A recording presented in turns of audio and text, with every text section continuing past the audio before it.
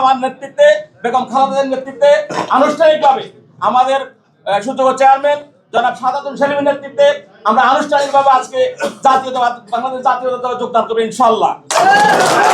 আগামী দিনে বাংলাদেশ জাতীয়তাবাদের কণ্ঠদাররা আছেন, আমি আশা করব আমরা যেহেতু একটা দল বিলুপ্ত করে আমরা আগেও বাংলাদেশ জাতীয়তাবাদের আদর্শ ছিলাম, এখনো সরাসরি বাংলাদেশ জাতীয়তাবাদ আদর্শে আমরা যুক্ত হচ্ছি।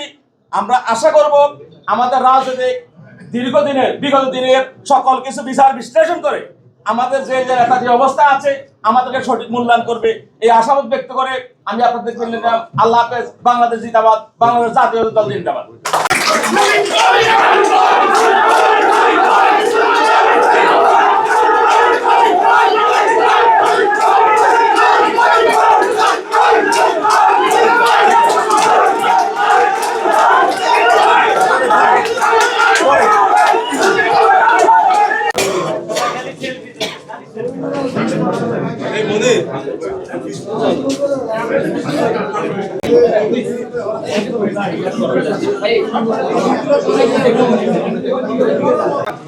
বাইকের কি হলো? বাইক দেখেন তো ভাই, ঠিক আছে।